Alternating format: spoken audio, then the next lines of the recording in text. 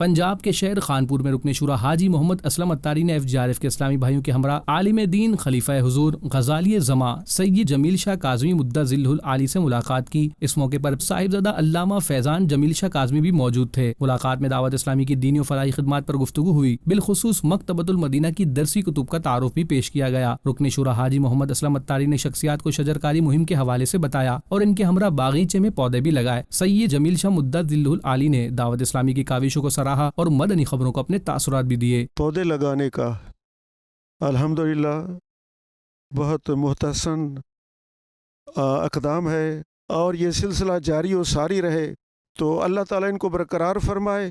اور ان کی کاوشوں کو قبول فرمائے۔ رکن شورا حاجی محمد اسلم اتاری نے بھی مدنی خبروں سے گفتگو کرتے ہوئے بتایا، نیت کی ہے کہ یہ سادات کرام کے اصال ثواب کے لیے ہم نے پودا لگایا، تو میں آپ کو بھی دعوت دوں گا، چونکہ پودوں کی درختوں کی اس وقت بہت ضرورت ہے ہمارے ملک کو، شدید قلت ہے، اور جس کی وجہ سے مختلف موسمی حالات کی وجہ سے نقصانات ہو رہے ہیں، جانی نقصان بھی ہو رہے ہیں، مالی نقصان بھی،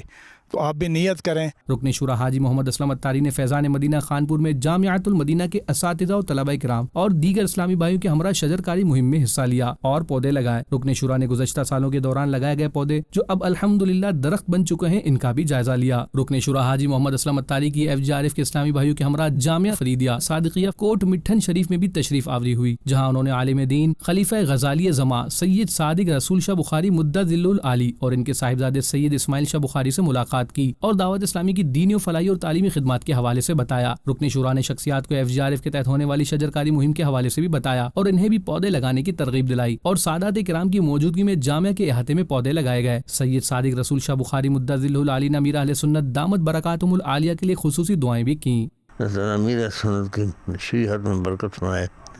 ان کی زندگی میں برکت فرمائے، ان کے فوج و دعوات میں برکت فرمائے،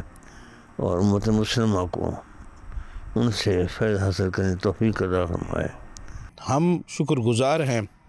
رکن شورا حاجی محمد اسلم اتاری صاحب، تمام احباب کا، بالخصوص امیر اہل سنت کا، جنہوں نے اس ملک کے لیے بہت بڑا یہ بیڑا اٹھایا ہے، اور ہمیں یہ پتہ چلا ہے کہ یہ جو 12 ربیع النور شریف آ رہا ہے، یہ اس کو بالخصوص طریقے سے منایا جا رہا ہے، شجرکاری سے حوالے سے، مزید خدمات کے حوالے سے۔ ہم امیر اہل سنت کی طویل عمر کے لیے بالخصوص دل سے دعا گو ہیں۔